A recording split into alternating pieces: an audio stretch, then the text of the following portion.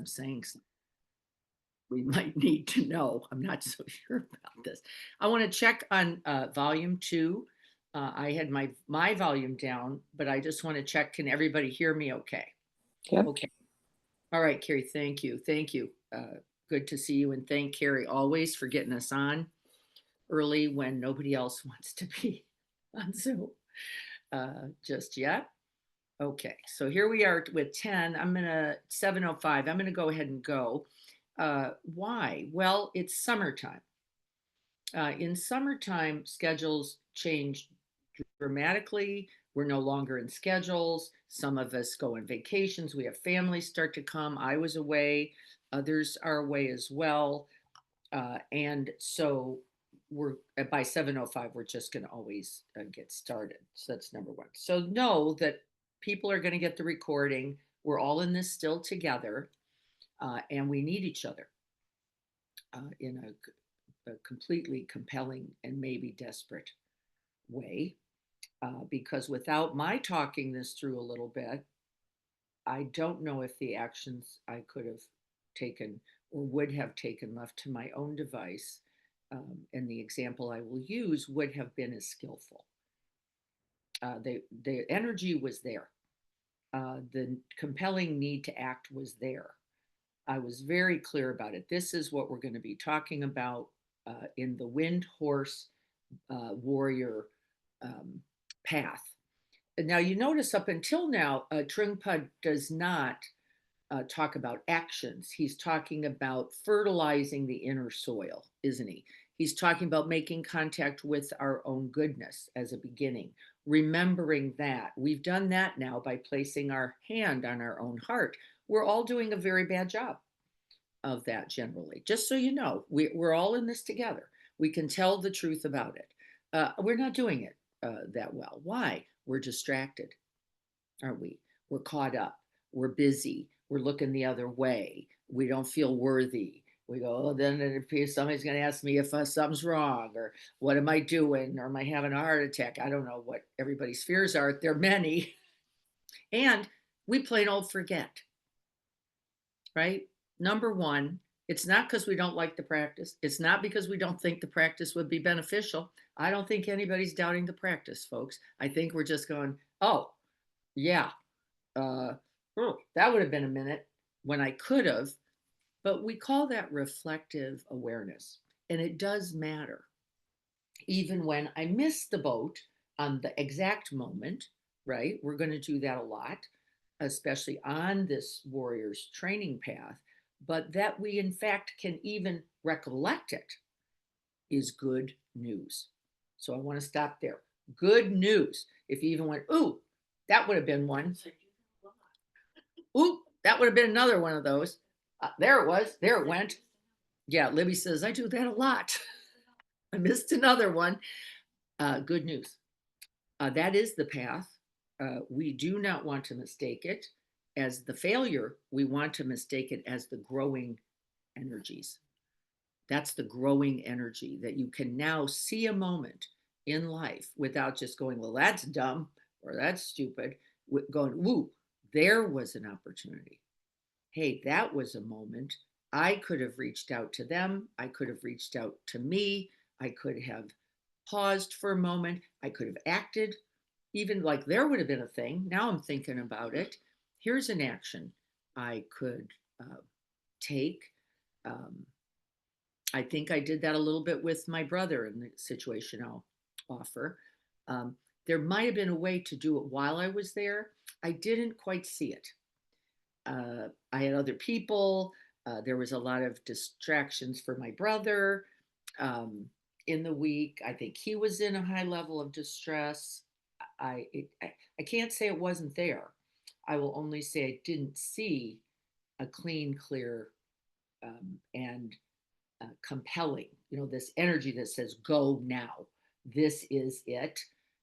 You must, because this is the crafted moment for awakening for us all." Right? We're never trying to just awaken someone else. Don't ever do it, please. Don't ever do it. If you think I've got to do this to wake that other person up, you're missing the boat. Don't act. That's arrogant. That's you thinking you owe out of obligation, or that you're better. And if you think that, the action cannot be correct. So right there, if you're going, I'm going to do this for them, I'm going to do this to them, right? Wrong action, always. Is it true? Is it always true? Yes. If I'm doing it for them or to them, it's always wrong. And we're going to use that as part of our method this week. Can I see that you and I will be greater? You and I are going to benefit. You and I will win this moment. You and I will awaken in this moment with this action. If it's just you, um, it's not workable. And I've been really looking a lot at that in difficult situations. Like if I don't say something, it's as big a problem as if I do. And so, how do I say it in a way that can allow for it to be heard? And then, when it can't be heard, do I stop? And the answer is no. And I'm pretty clear about that now. I think in the past I've gone, well, nobody's listening. Nobody's going to get this. Uh, well, no, you keep going till you get better, or till you can get clearer, or until it doesn't mean talking, but you don't let go of the truth of it. You hold on, going, wait a minute, let me get a minute, let me take a break, let me think this through some more. And that means it is not then probably a moment for action anyway, is it?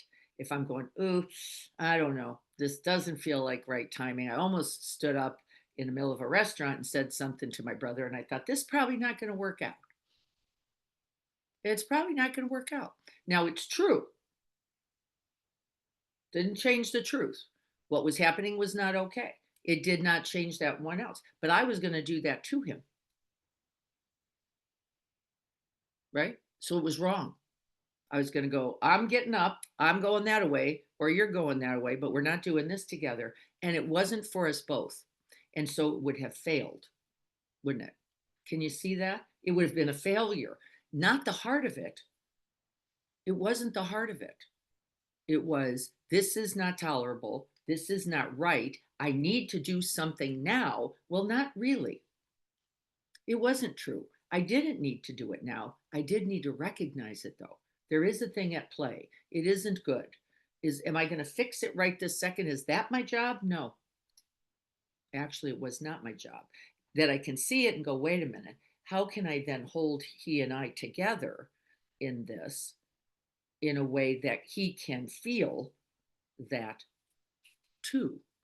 And it took me literally on the plane ride home to go, okay, uh, I'm now in a place where I can be loving to us both, kind to us both, regarding of us both, and the difficulties we likely both felt in the time we had in physical contact. And so then I could say, okay, I'm writing that text as a starter right now. And I realized that would be easier for him, that he could probably respond to a text better than he was going to be able to respond to a face to face. He was going to get defensive or shut down or shut me down in a way that I thought this is probably not the right way to go. And so that then becomes in behalf of us all. And in the wind horse energies, the naturally flowing, compassionate, regarding, loving heart just radiates forward and encompasses, embraces, includes everyone in the interaction.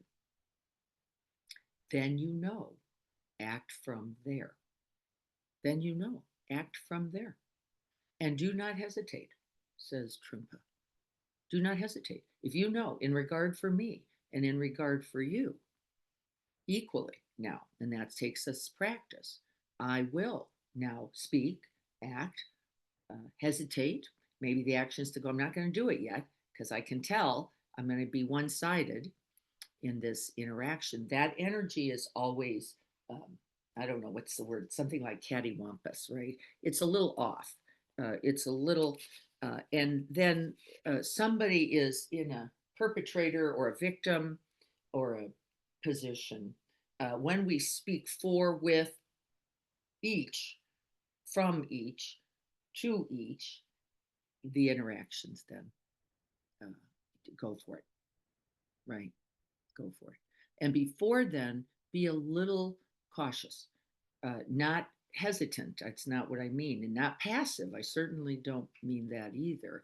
I mean, be watchful, because if you're going this to them, gotta that, if there's a thising and a thating, you will almost, I think, always, in fact, be off uh, when it is for us, in regards to us, to the benefit of us all, then we act. Okay. I'm just going to stop for a minute and see if what I'm saying so far, based on what you have read in chapters 15 and 16, is lining up. So I see some in chat. I'll look at that. But I'm asking that question. Is there some understanding about this energetic arising? It's compelling in its action. It is not aggressive, neither is it passive. It is not for me, neither is it just for you, right? It's bigger. It's an energy that says, go. This is right for all. This is to benefit all. I don't know I don't know the result, which they call ZG in the text. I don't know if anybody saw that. It was a little short. It was very short. There is the Ashe, a certain energy, the Lungta, that's kind of manifestation. How does this play? And then ZG is its result. And you have heard me say this many times, haven't you? There is right intention. That is the Ashe, the natural goodness, the genuine primordial rightness, this being human and aliveness that is yours, that cannot be undone. It's always there. It is always available. It is always capable. It's just there. And you can't get rid of it. You can't wash it off. You can't mess it up. Right. So we start there. These earrings are wagging my ears. I feel like I'm going to fall over. Hang on, I'm going to take those off. So when we are awake, Lynn says, that energy is very evident. Yes. As to what is the right time, my challenge is waking up in that moment. Yes, this is the practice. This is the warrior's training, Lynn. We're not supposed to magically be good at this, right? We're training for this. And that Ashe energy is yours. It is there in you. You can feel it, can't you? There's an arising of energy, Lynn said. I can feel it in my body. I can feel it in my right sense doors. And I go, whoops, wait a minute.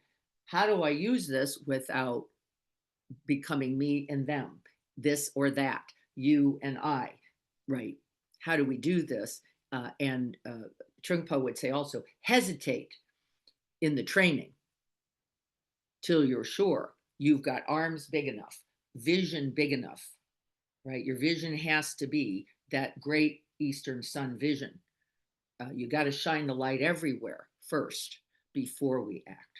And so it is skillful at this stage. And he says, and there will come a time where you trust it so completely, where you've cultivated skillfulness, upaya, where you will not need to hesitate. You'll go very freely. I'm going. But when I did this thing with my brother, my mother said, oh, I don't know. I don't know.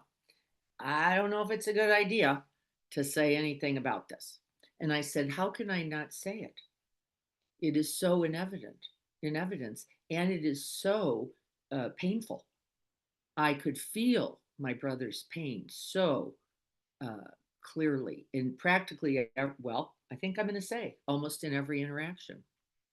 How could I not then respond in some way? And what is that in all of us? What is that? Ooh, I don't know. Maybe we shouldn't. Well, that's the fear we have to touch, says Chogyam. We have to touch it. Because if we don't understand it as fear, we can rationalize it, can't we? As, well, wasn't good timing. Well, he really wasn't going to hear me anyway. Well, um, was going to be a difficult conversation. And so we don't use the energy that is, remember, ashe already there for us. We collapse, we contract, we choke on it, we get sick, actually, ourselves. And that sick belly, that, something's not right, but I don't think this is going to go well. Now, by the way, in the long run, I will tell you, as I reflect on this example, it didn't matter whether he liked it or he didn't in the end. It wasn't that he was going to like me. It wasn't that he was going to agree with me. It wasn't that he was going to go, thank you, loving sister, for your care and concern. And I didn't even think about it. It never even occurred to me. I knew it was right. And I trusted whatever was going to come from it, including, you're an idiot, get out of my business and stop talking about this to me. It was going to be okay. I wasn't going to do any of that. I wasn't going to stop talking about it. I wasn't going to say, no, actually, it wasn't just that you were feeling upset with my mother. You were upset and playing it out with everybody, right? Hard truths. But I knew they were just true. It wasn't because I was mad at him. It wasn't because I felt he was not nice to me. I didn't even think about that. Didn't even occur to me. I just went, no, something's wrong. Something's not okay. And if I don't do something, I'm a contributor now to that not okayness. Now I'm a part of the problem because I watched everybody else literally go, or wilt in their seats. And I thought, this will be destructive for everybody.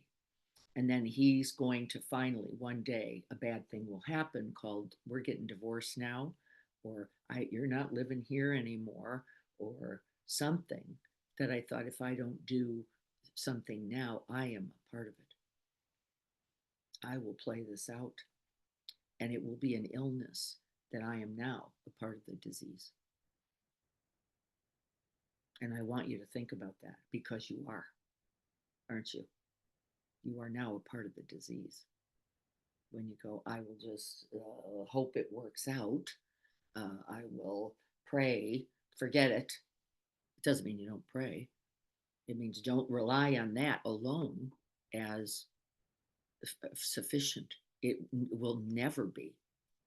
It has not been, has it? Here we are in this life, all the praying in all the world alone will not manifest in right action. And then what did I say? From right intention, right action and effort, right action and effort, you can count on its result. It does not mean it went your way. And everybody's got to give that idea up. My brother could have slammed the phone down on me. He could have written me back and gone, look, stay out of my life, you blah, blah. He could have done a billion things, couldn't he have? That doesn't mean it's wrong result. In fact, it probably would have been a right one, because I would have gone, okay, we're active. At least we're not just in shutdown. At least we're not just hiding. At least we're not all under the covers. At least we're not growing the infection within. We're calling it out now. It's right here in front of us. And that would have been a great beginning. Let's talk about it. Let's talk about it.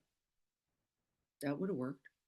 Okay, so we're going to practice this now. Now, remember, I'm going to remind you what we've worked on so far so we can keep our wits about us. We have to still put that hand on our own heart. We can't get out of it, because I don't know how to know you're remembering that, wait a minute, my goodness is in evidence and available right here and now. That's number one.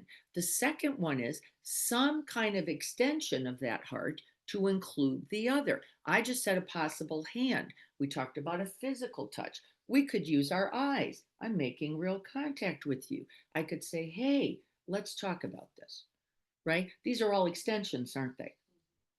You get what I'm saying? They all are. Can anybody think of another? Extending that heart. I see your suffering as well. This is not just my suffering.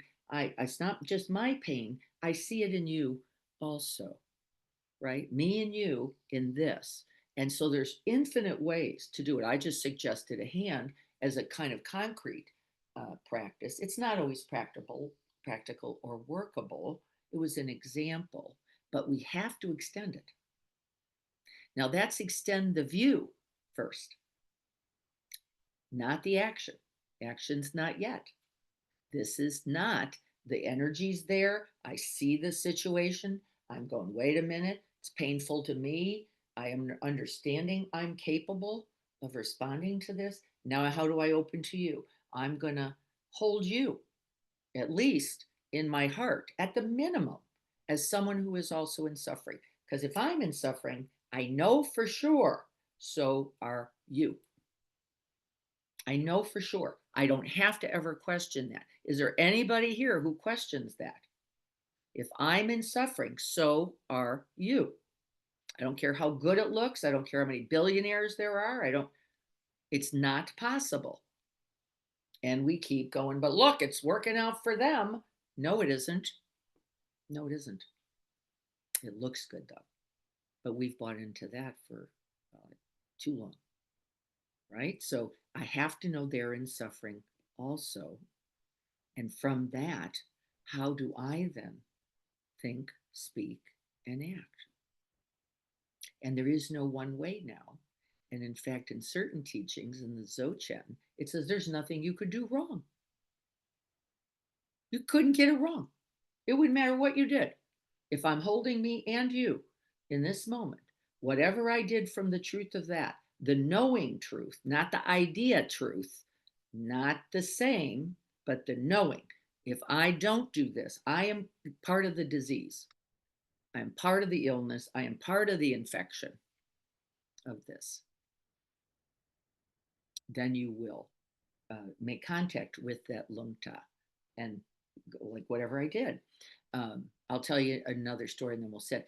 Uh, I was at the county fair in Del Mar, and a woman had a baby and pulling her, let's say, 4 or 5 year old son along, and he was getting cranky.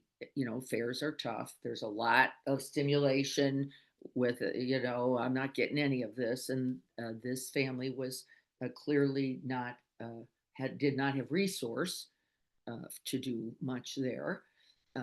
And she's pulling on him and pulling on him, and now he's starting to pull back, and she clocks him.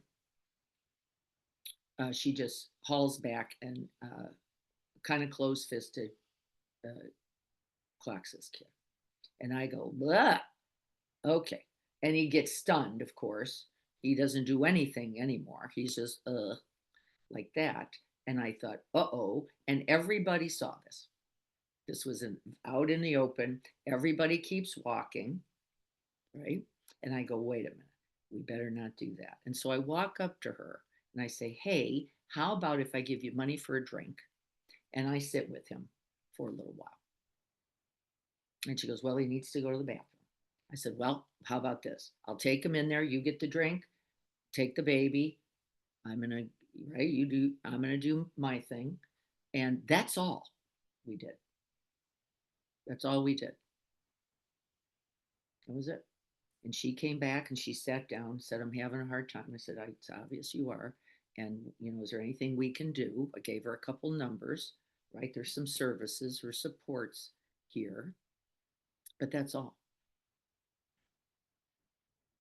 right? And it matters because out of all those people, there was nobody she thought was going to be on her side at all.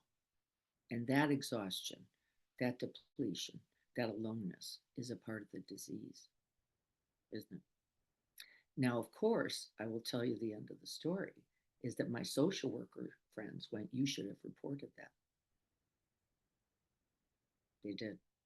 Every one of them said, well, you got a job. I said, nope, not going to do it. I'm not going to do it. It doesn't mean I couldn't have done it. And in a certain circumstance, I would have made a complete decision to do it. This was not the one. And I was going to live with that too. That is that lungta. I went, whatever the consequence now. If somebody reports me for not reporting it, I'm going to go there.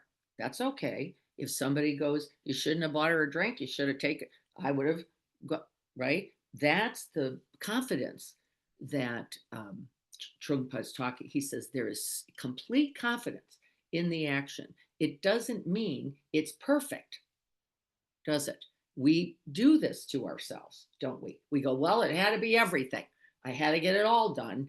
Everything had to happen right there is crazy, right? This is a long running problem, way past her, way past her mother, and way past hers, right? And I wasn't going to fix that whole thing in a magic minute, was I? And I wasn't going to try to take it on. I was going to go, here's some things we can do right now. And Trungpa says, and it is right, it is organic. And you will feel it. This is doable now. It's available here. I can't wait till I can fix this whole thing, because you'll never do anything, will you? Ever. You'll go, well, she's leaving, and that kid's still, right? You'll never do anything, ever. You'll go, I don't know. What am I going to do? Well, I'm going to give her a drink. I'm going to get her a drink, get her to sit down, get her to take a minute where she's not dragging a kid through the fair. That I could do. And Trungpa says you develop more and more confidence and more commitment to those smaller actions as right action. You don't wait till you can feed every person in the world, because that day's probably not coming today.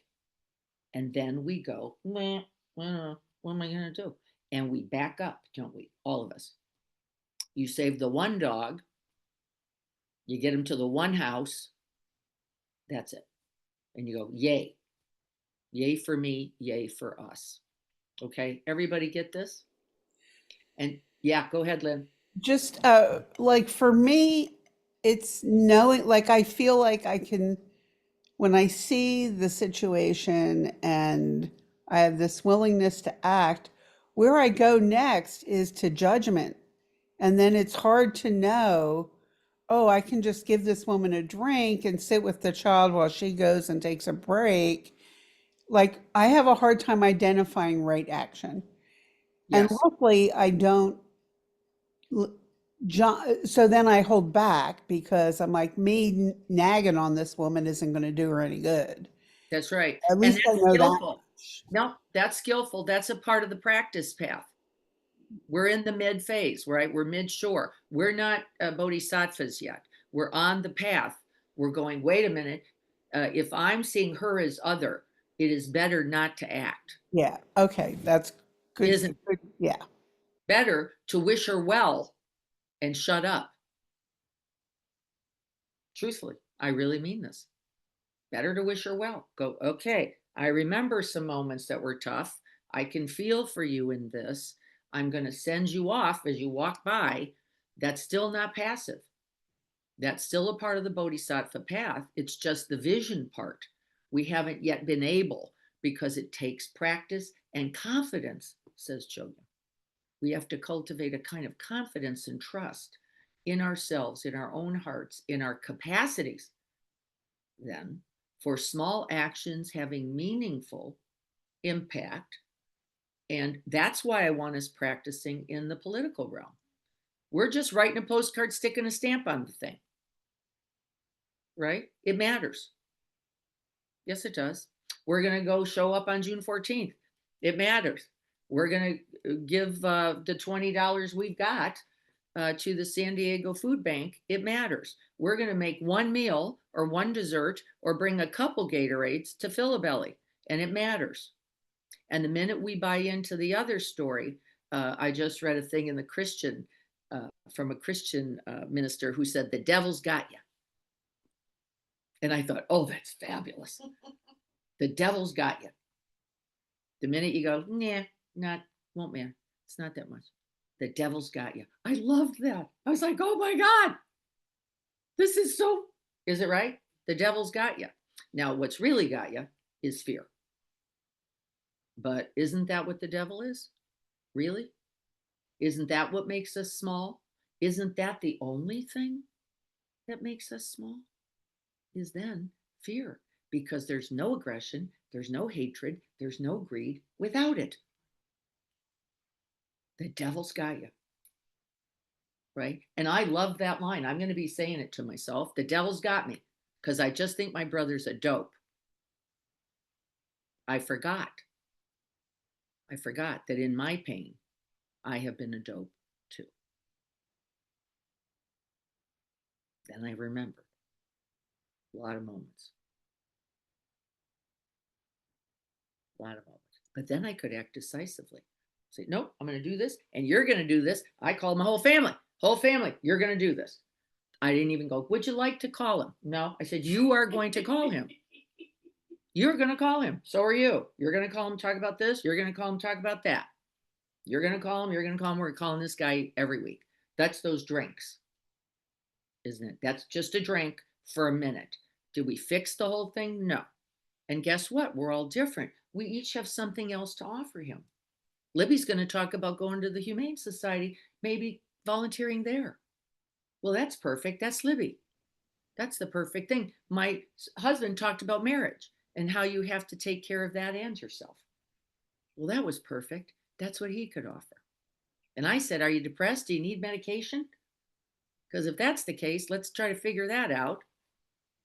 That's not going to be our solution, by the way.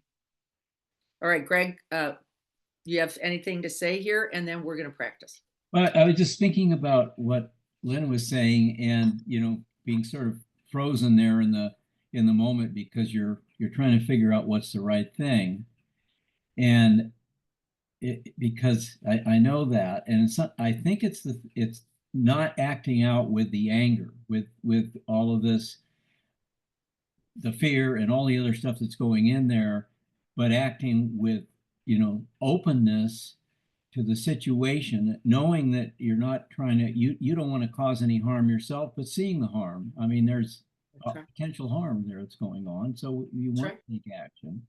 That's right. And you probably could have done 5 other different things that would have worked out. It That's wasn't right. so much that, go let's have a drink, but That's right. yeah.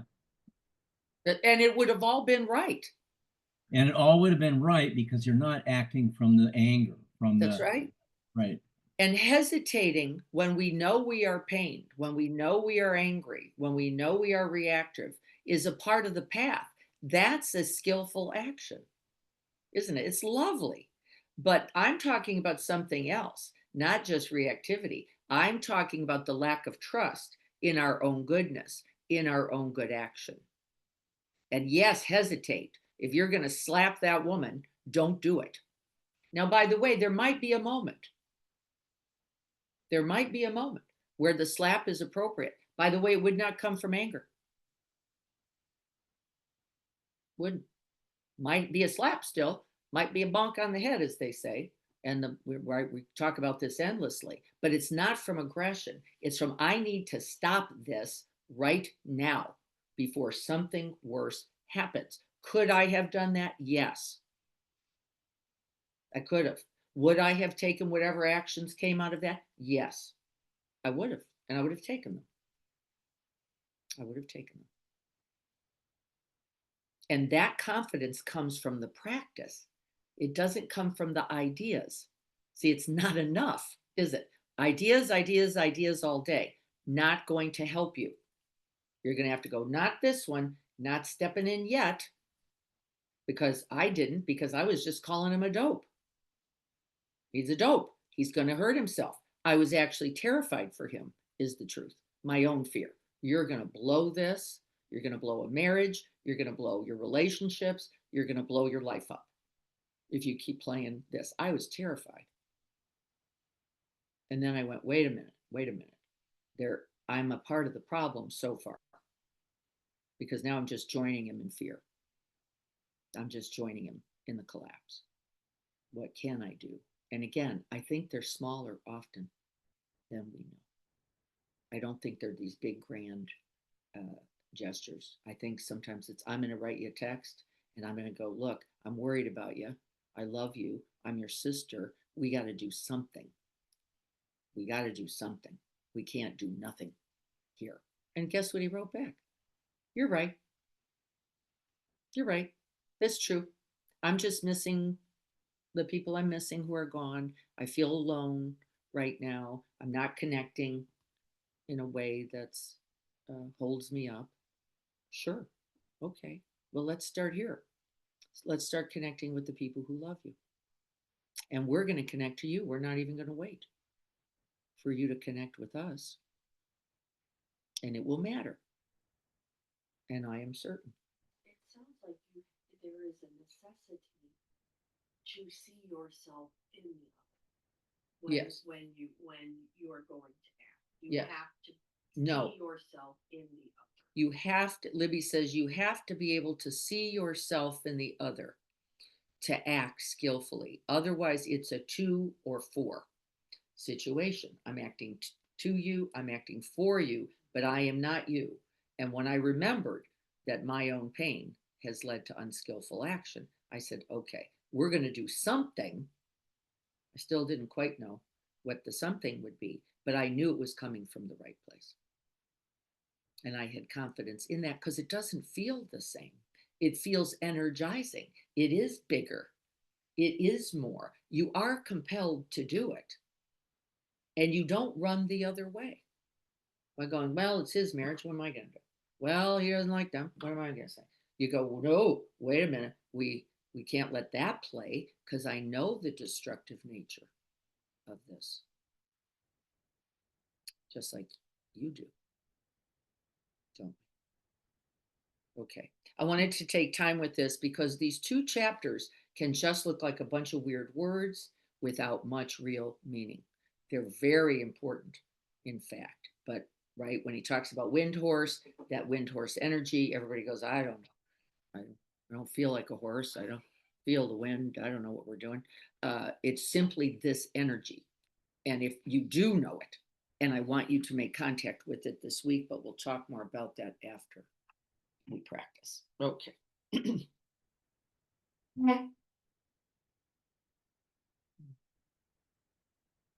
on the bell.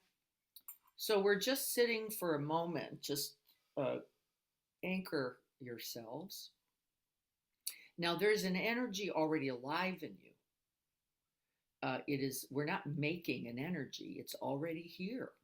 I want you to see where you can notice that in your own body. My hands are very vibrant, they're warm. My feet are got a little buzz in them.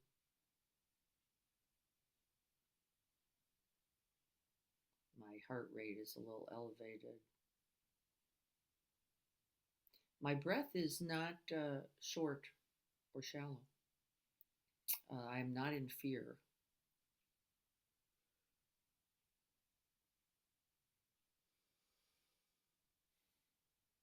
And we're going to settle into that essential, most basic, most available and gifted wind horse energy.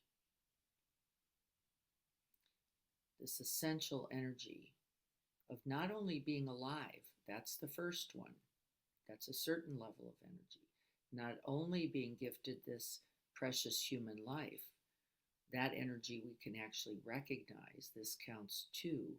It is the energy of this present moment to be here and to commit oneself to the Bodhisattva path. I am here to do what? Be the doctor, the nurse, and the good medicine for myself and then whatever else, whatever the other conditions of my life. And we are all alive to that right now.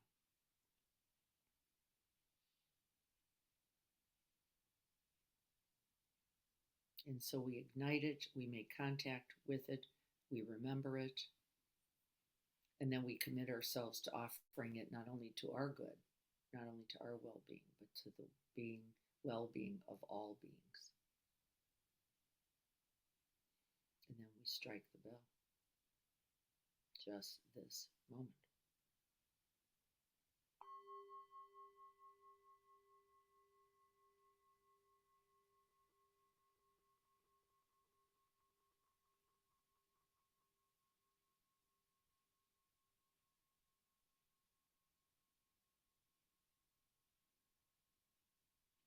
And we let the sound of the bell pierce the sense door, the skin. We let it open our hearts more. The bell itself is ever expanding, never diminished, as is our own bodhisattva hearts.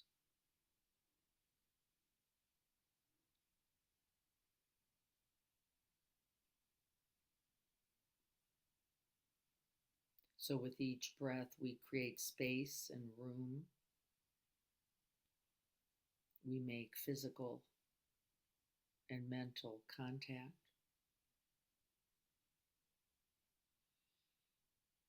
with this wholehearted, whole bodied, whole mind's aspiration.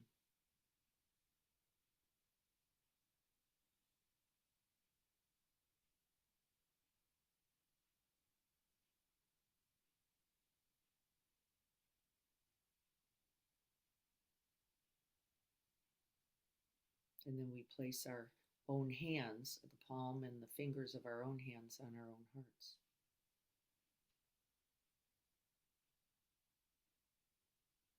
And we feel that ashe energy, that wind horse energy, the energy of our aliveness, our goodness, our interconnectedness, our beingness in this moment, in this world.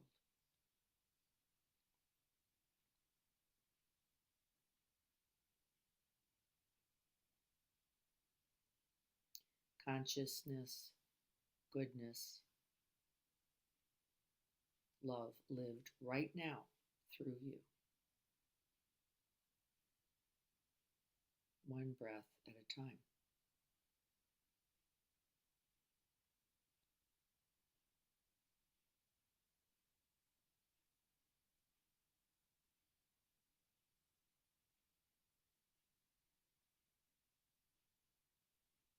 And in the contact we make, we remember this is enough. This is more than sufficient. And we rest in confidence and trust.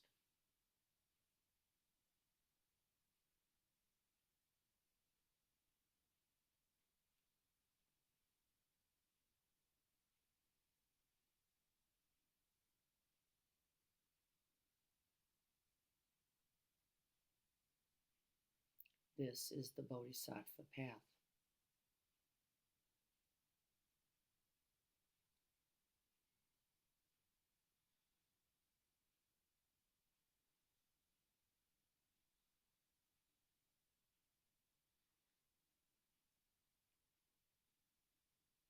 And then I'd like you to call someone to mind.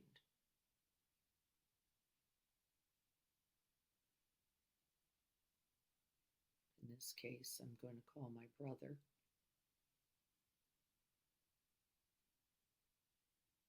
And we remember that you, just like me, have this capacity for goodness, this capacity for contribution, that you and I both possess this capacity for love, for healing, for compassion, for goodness. No matter what the appearance.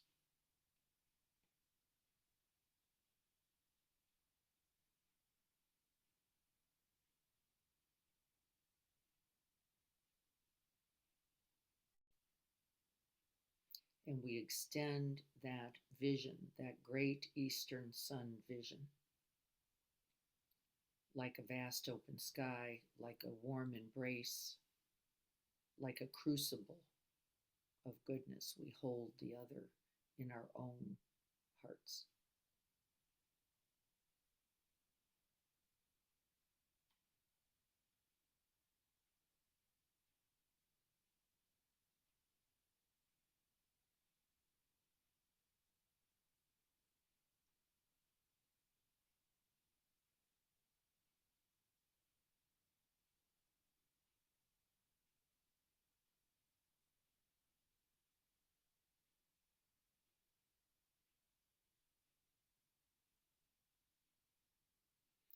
Feel its warmth.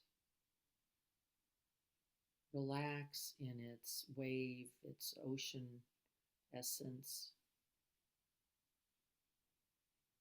Feel it ever rising, expanding, feeling its aliveness.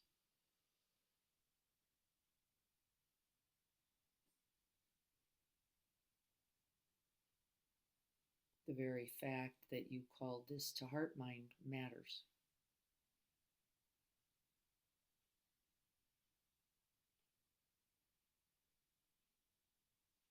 The great eastern sun is shining brightly now in all directions for you and them.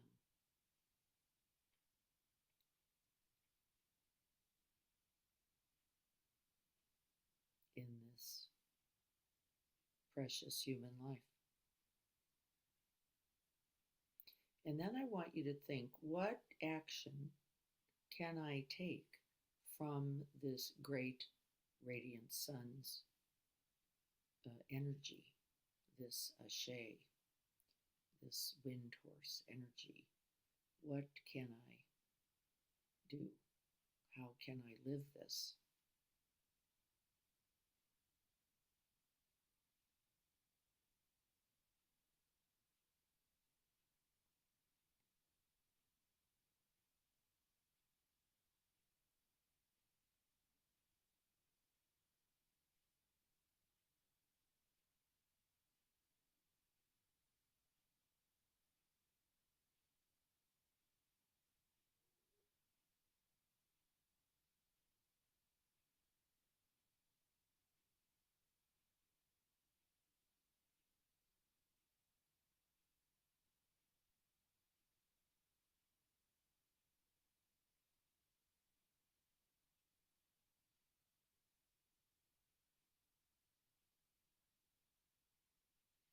And just as an example, something came to mind. I'm going to call my brother today and say, I've got the points for your flight.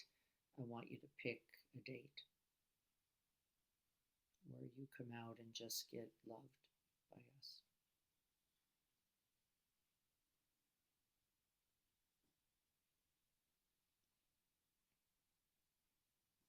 And then you feel the energy of that.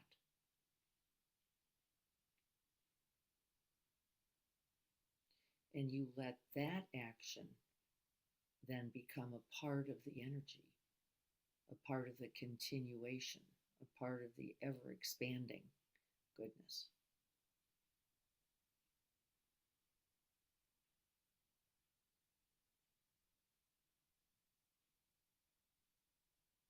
You make the call, you offer blessings, you call the other to mind, you let them know you care.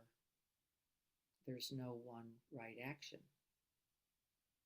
And all action from here, from this right view, with this right intention, cannot fail.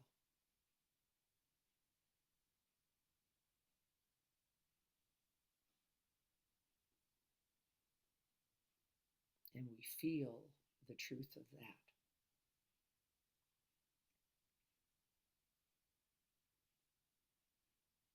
We feel the open heartedness, we feel the body's energy and confidence, we feel the mind's clarity in it.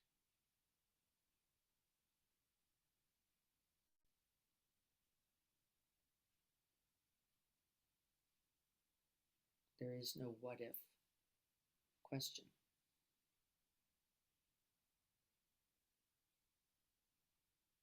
We will take the next step in the next moment. It is enough.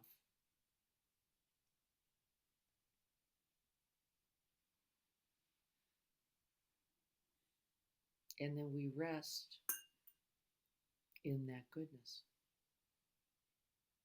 And remember,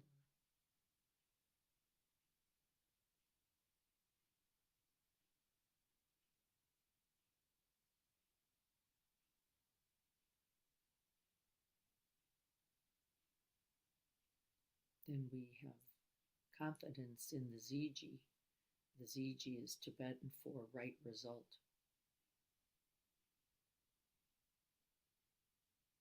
It doesn't mean we're done. It doesn't mean it's over. It means we're on the path. This is the way. It is the right direction. And then we arrive here to this moment. And we do it all again.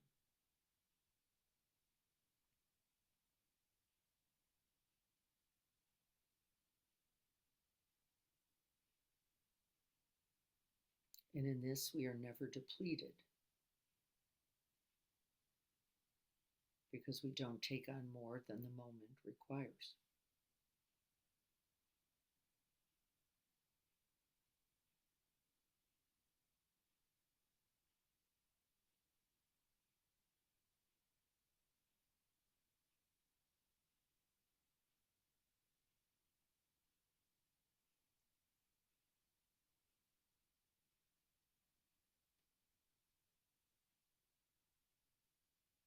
And then we can call any others to mind. Might have happened somewhat spontaneously, it often does, where then another moment with another being, or the same, comes to mind. Wait a minute. I can call this family to mind who just had a loss of a 40-something-year-old son who died of cancer. I'm going to call them to mind. I'm not going to call them. I don't have that relationship with them. But I am going to remember that we're all vulnerable like this.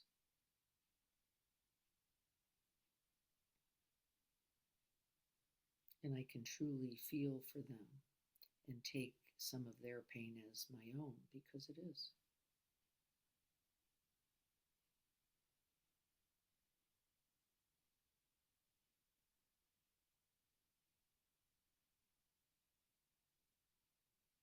I'm not just holding it with them. I'm not just holding it for them. I'm holding it because it is mine as well.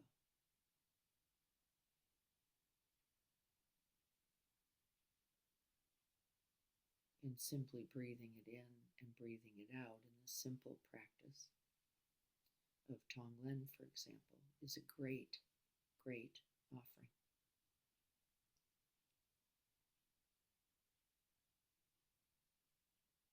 And one that we can often engage in even before an action, something that's tangible or viewable or observable. We can do this.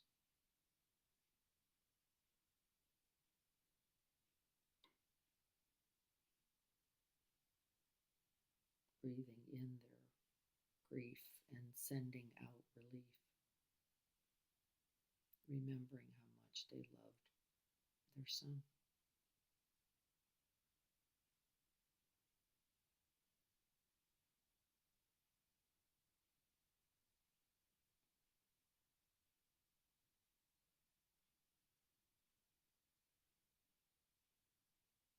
And then the action, by the way, that I'm going to take is simply to call his name out as we assist him on the path. Just like that simple drink.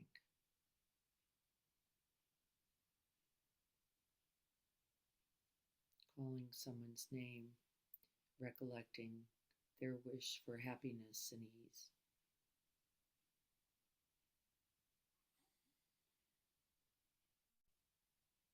And fearlessly accompanying them on their way, right in that bardo. This is right action.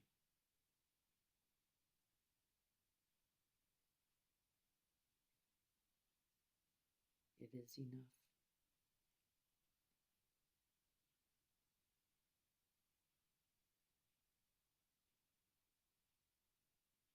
And then for the last moment, we come back to ourselves, don't we? We don't leave it extended out there. We invite that energy, that aliveness, that great Eastern sun energy. We pour it over ourselves. We bathe in it. We relax in it. we immerse ourselves in it because it is big enough to hold us all.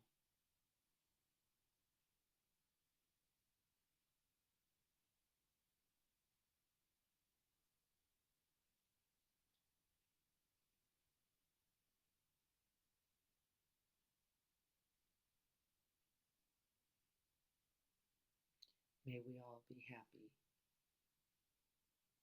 May we all be free from pain, suffering, and distress.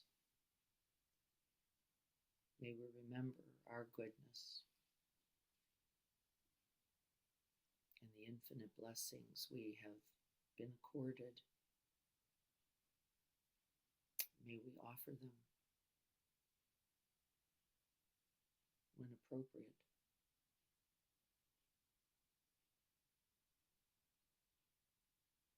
And feel the equanimity, the peace, the ease, and the calm that comes. The confidence in the result, whatever that might be.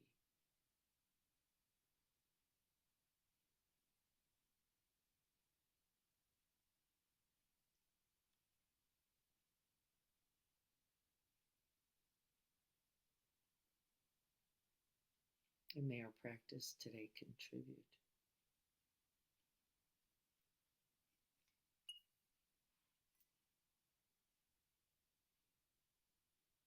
So be it.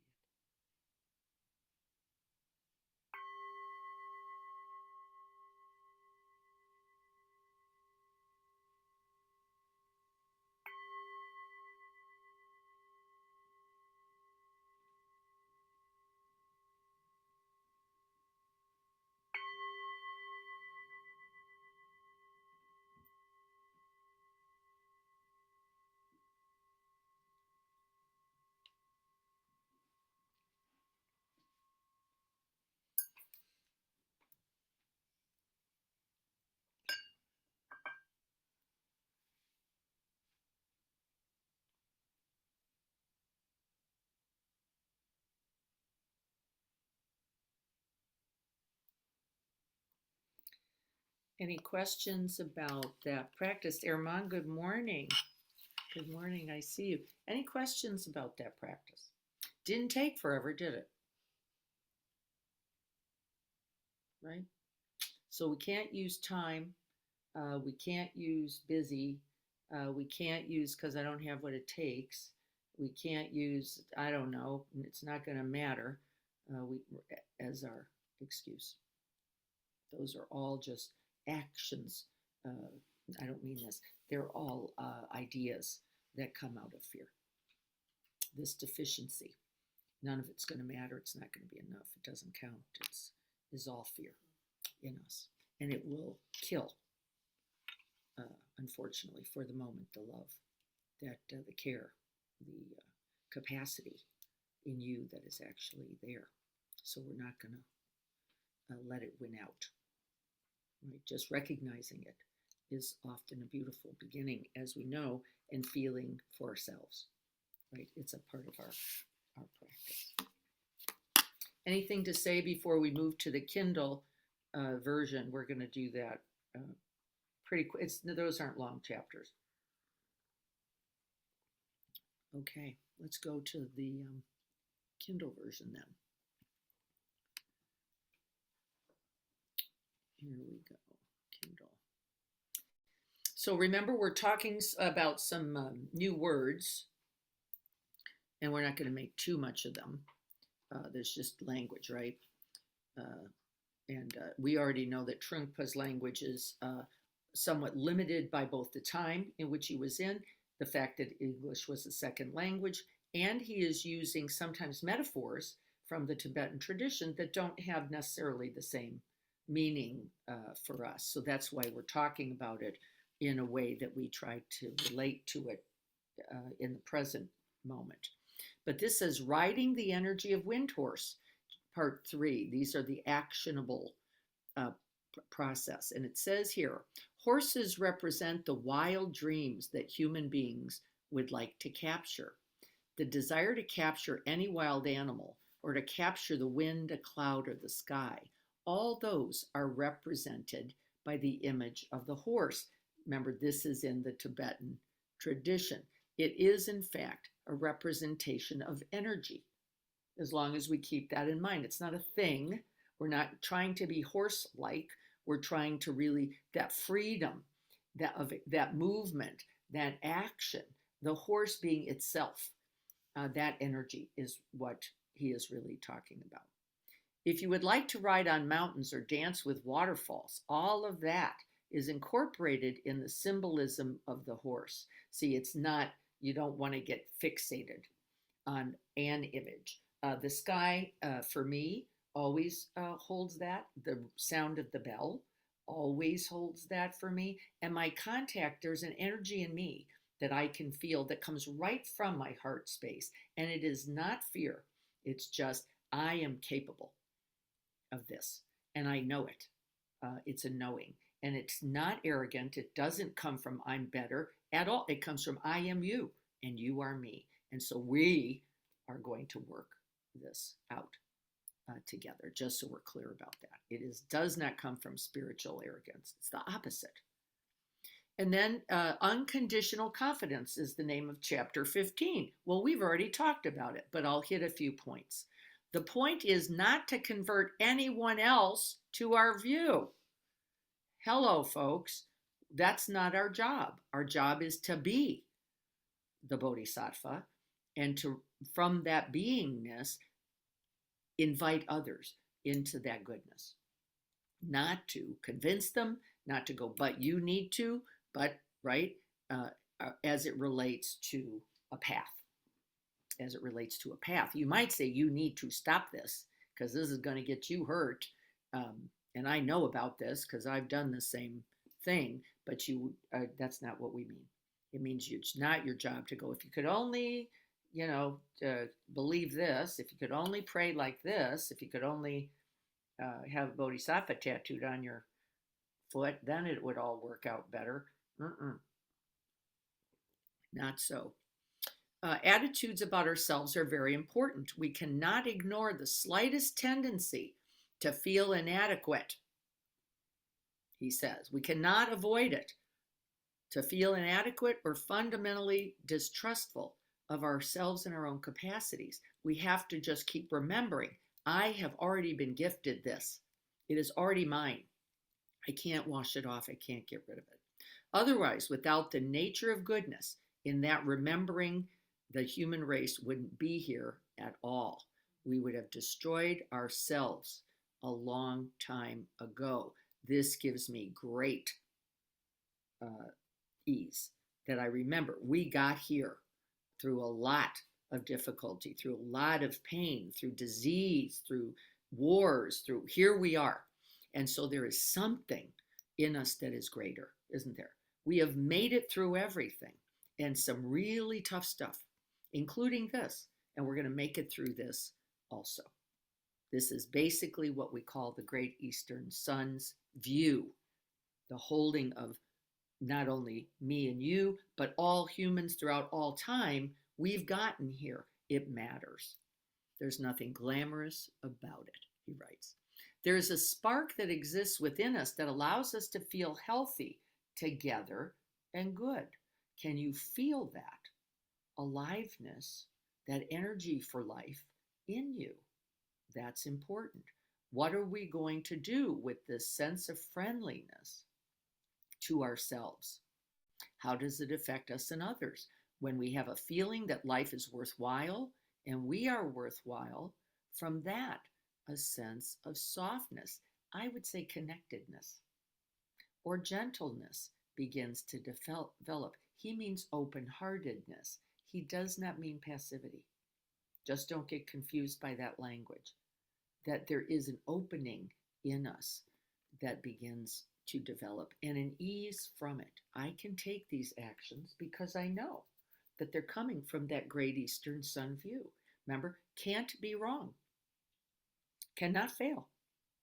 And it doesn't matter what the next thing is. You just then are there with that thing. He might have hung up on me. He might have gone, you're stupid. He might have never responded to the text. right? Doesn't matter. Then I go, okay, what's next right action? Well, now I'm going to call him and say, wait a minute, I love you. We have to talk about this. Something's up, and I'm here to help. In this case, gentleness and softness give rise to an unconditional feeling that is awake, brilliant, and warm. Isn't that great? It is not diminished. It is not covered. It is not, it's the opposite. That confidence is the seed that we should share with the rest of the world. And we do then moment by moment. Unconditional confidence is the pragmatic aspect of tenderness or gentleness. I'm going to use open-heartedness. It is the action arising from that connectedness. He says softness, but I don't want you to mistake it for feebleness or non-action or passivity or let's think about it some more. None. First, it seems feeble. It's a little bit tender. It's true. Lynn was talking, like what do I do with this? And is it the right thing? And what if it comes from anger? Well, right. All right consideration. That is, though, wind horse in action. That's already alive. Going, wait a minute. Am I doing this just because I'm mad at the other? Am I doing this because I think I have to do something? Am I doing this because I want to look good? Right. Those are right. That's wind horse already in action. Those considerations. It's naturally here. It's more that we have to acknowledge the confidence that already exists before we cultivate more. Unconditional confidence manifests in our lives as appreciation, as recognition of our own intelligence. We know what we know, and you know. You're just not like, what do I do? Well, know, and then allow the actions to come from that knowing. Our sympathy towards ourselves and others, appreciation of good food, drink, relationships, and our practice, right? This all matters. It's lovely. The real way to share our understanding with others is to cheer ourselves up to begin with. If we're going, life sucks, you can't say to another, hey, it's worth it. No, you can't. You go, I'm stuck with you. At least we can sit here together going, at least we both feel like this, and we know that it's not the greatest truth. Tenderness is based on touching the aspect of ourselves in a positive way for that same sadness, that same humanness, right? He says life is not always easy, but it is workable. It is. It's not always easy. The humanness that exists within us is perhaps like a woman's womb, very sensitive, nurtures life, and is capable of giving birth. What to what? The next moment and our connectedness in it. Because you are so human, you are really now superhuman. Once we can acknowledge our humanness, we are already transcended it.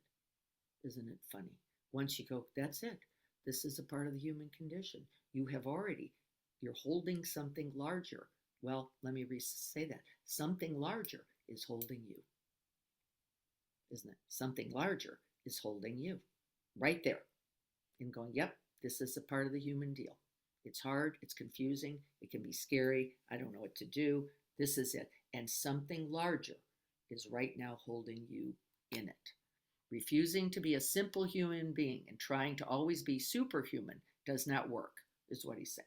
There's no thinking about how to do that. That's spiritual bypassing and also arrogance. But recognizing our humanness in the humanness of all others is that larger heart mind, the heart mind of the Bodhisattva.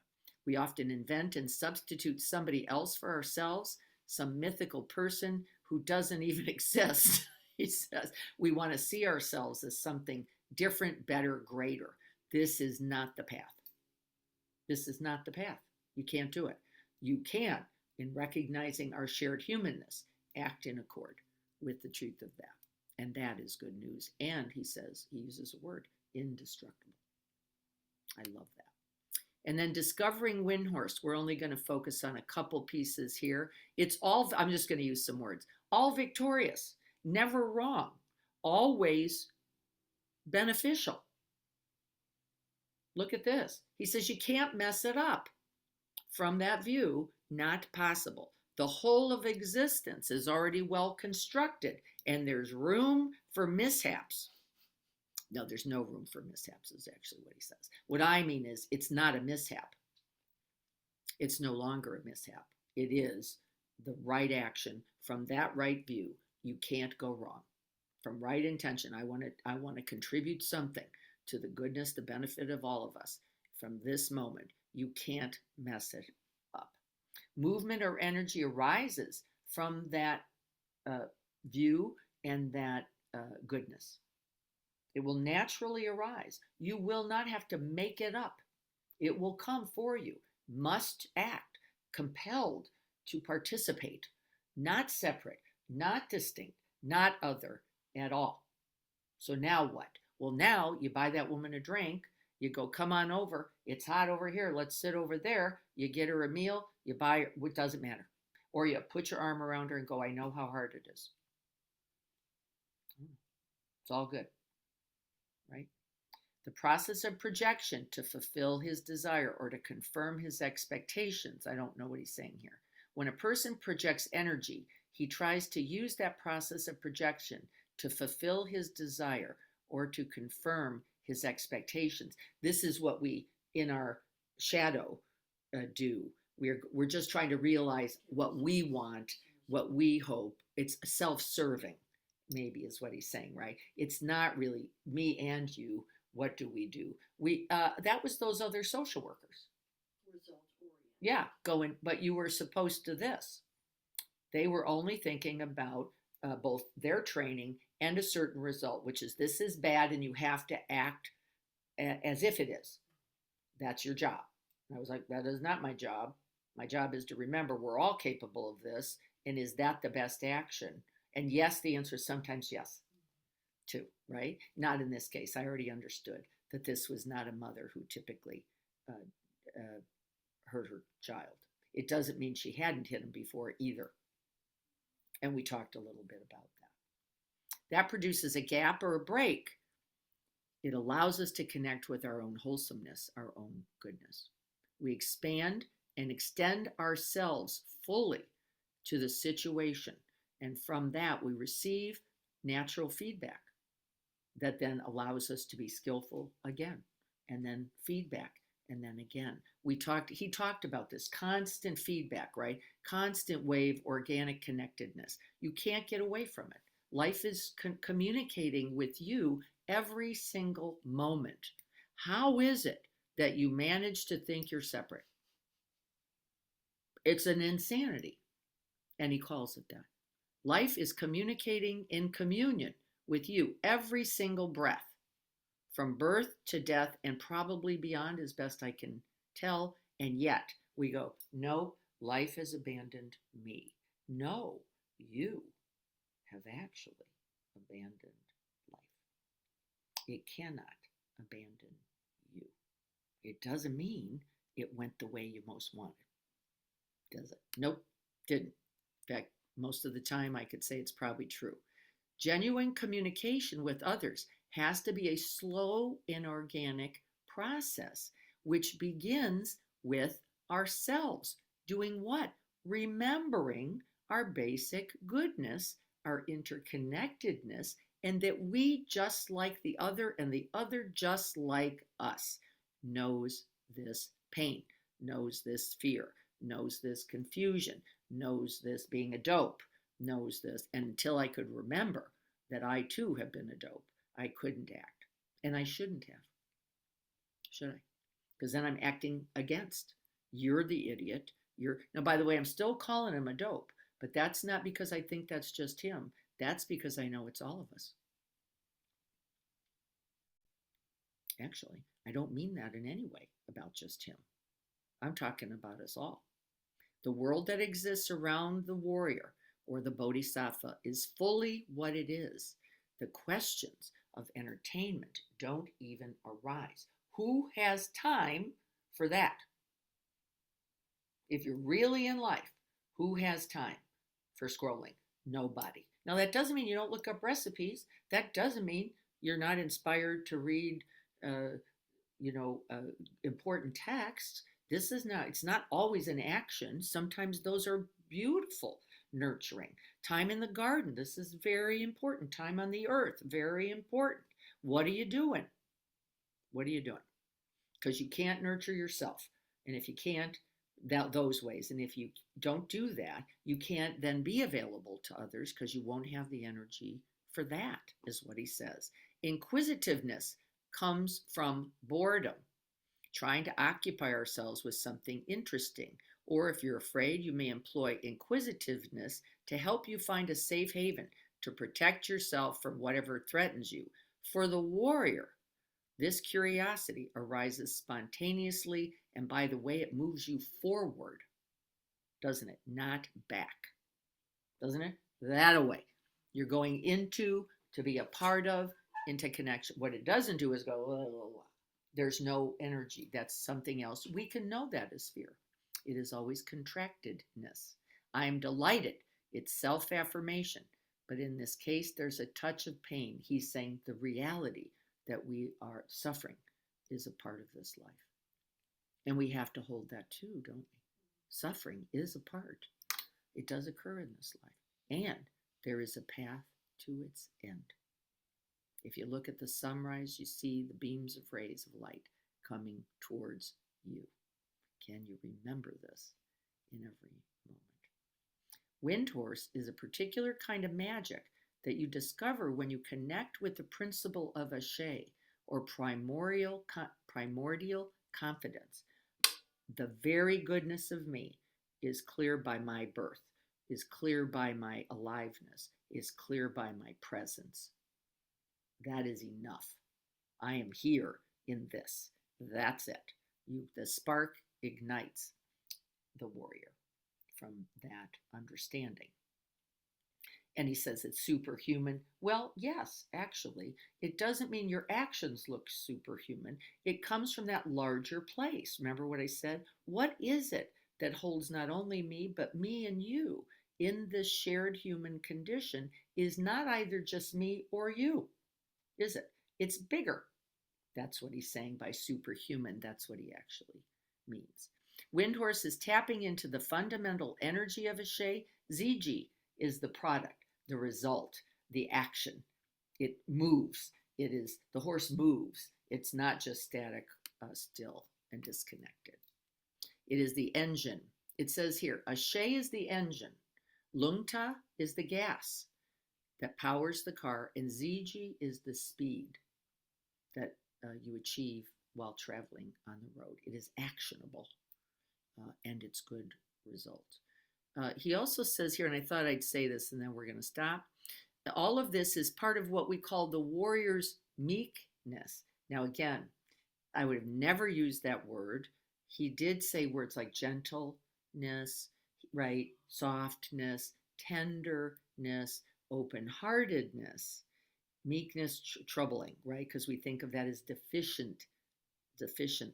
Your life feels wholesome because you have been so thorough and methodical in examining your whole being.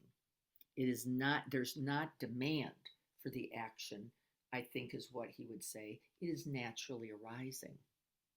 It is not like you gotta, now you got. No, it comes out of, I have the energy, this is here, here is a real situation. I can participate and be of benefit. It is not heavy-handed, it says. It is not demanding, right? It can't be. It doesn't ask for another moment. It says, we're in the one, we're in. There is a gentleness from that. Could you feel the difference? It's not going, change this. It's going, okay, we're here. Let's open to this. Let's start here. How do we respond to this now? Since probably isn't going to do it unless there is imminent danger and harm, in which might be just the thing. But it's still not heavy-handed, is it? No. It's just that what was required. And in that Ashe, you go, well, I am going to pick up the shovel to my neighbor to go, whoop, if you take one more step, you're going to get hurt. That was exactly appropriate. I wasn't trying to hurt her. I was going to stop her from hurting my son. She had lost her mind. She was not well. Right? That's all. Whatever, well, that might be that. But not from, I hate you, you're a bad woman. It was from, oh no, we can't let more harm happen. And we are in a culture and in a country where we're all going to have to do that, aren't we? We are not going to be able to let more harm happen. Windhorse arises in the basic atmosphere of awareness, mindfulness, and compassion. He didn't say that here, but I am. Out of that space of basic constant sanity, a spark of delightfulness or a sudden flash of wakefulness can take place. It will take place. The key to cultivating Windhorse is the practice of meditation. Oh, why? If you can't feel that truth in you, there will be nothing to act from or with. Windhorse could be described as a bank or storehouse of energy. Finally, you feel the spark or the wind of Lungta, Windhorse, in your own heart, mind, and being. There's a little bit left here. Not knowing the nature of fear, you can't go beyond it. Not knowing the nature of dopiness, you can't hold it and be skillful in response. But once you know your cowardice, once you know your own confusion, you are larger than it as a simple condition, always. You are larger by the very knowing of it. Okay, let's see if we can come back. I think I'm off of share. Can somebody help me? Yes, off of share. Okay. So, any questions? Do we get this? Yes, we do. Yes, we do. Do we know how to practice it? You better not. You better not know how because we haven't arrived to, right? We're here. Can we stay in contact with the energy? Yes. Can I feel a little confidence? Yes. Can I go, okay, I am supposed to go when it's not with aggression, when it's not with judgment, when it's not from separation? Can I begin to trust that a little bit more? Yes, I believe we can. I believe we can. And so we're going to commit ourselves this week to that. I want you to remember the phrase, the devil's got you. The devil's got you. Loved it, loved it, loved it. In those moments where you're going, I don't think I'm enough. I don't think I'm smart enough. I don't think I can do it. I don't think the conditions are right. The devil's got you. The devil's got you. What's the devil? Fear. Fear inhibits right action. It is the only thing. Because fear is also ignorance. It doesn't see the situation clearly. And so it acts unskillfully. As in me or you, us and it doesn't recognize the truth of our human suffering and our capacity to awaken. We have to bring them both, don't we? And all of us, each of our capacity to awaken. We just see the dopiness, but not the capacity to awaken. Right? And then we go, so there's nothing to do. Well, that means you are trapped yourself, doesn't it? Okay.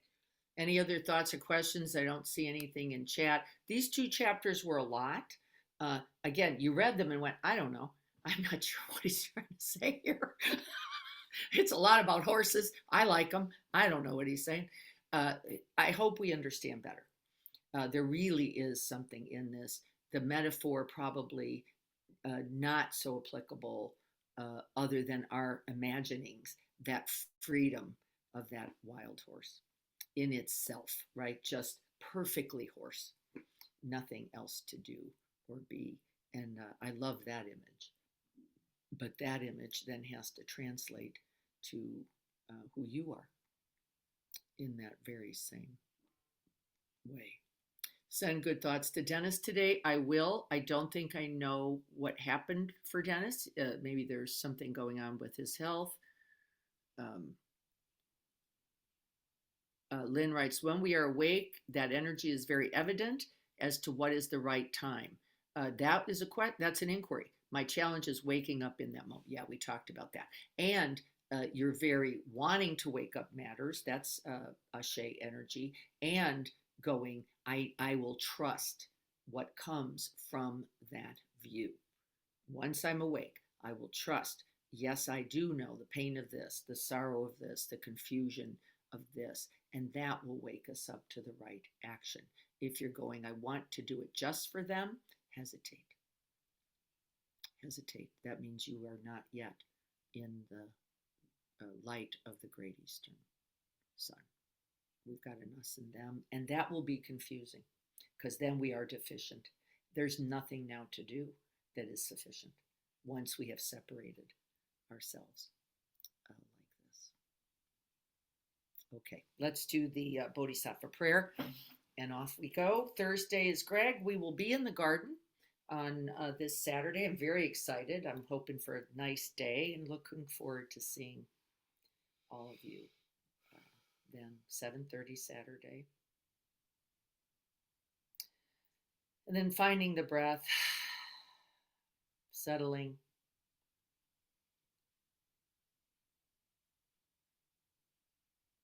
Breathing. Being this alive bodhisattva. Remembering your goodness, the goodness of this life, the inability to be separate from it.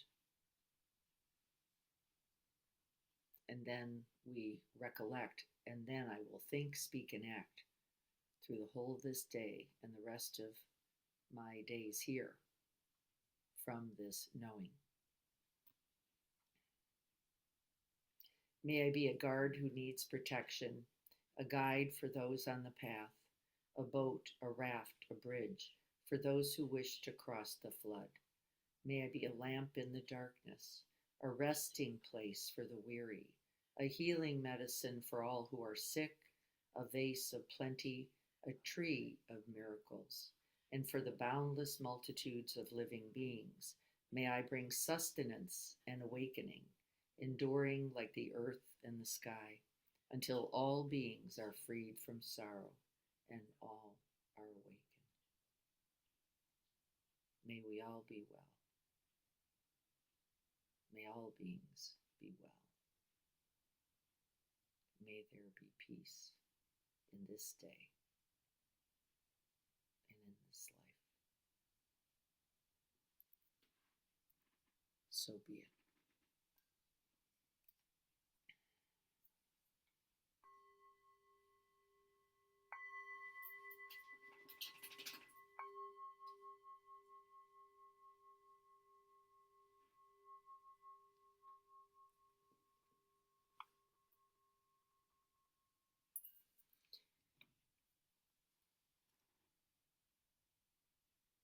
Thank you all so much. Wonderful to have you. I will send out a summary. This recording will come along. It would be good to review it. I will tell you honestly. For those who haven't been able to be here, I really want them to get this because we're going to be going on now in these action, in that presence with these actions in a way that we're going to have to work on trusting a little more. And so blessings to Dennis, whatever is happening there. I hope he is well. I'm calling out Ryan, who has just passed, and with regard to his family, make sure that you do the same today for those who come to mind for you. Okay, everyone, be well. I look forward to seeing you on Saturday. Greg, I'll hope to see you on Thursday of this week. Be well, everyone. Okay, mini retreat. No, not doing that. That is not happening this Saturday. I did not have enough participants for that. I'm going to find another date. So if anybody's got ideas about a date, please let us know. Be well, everyone.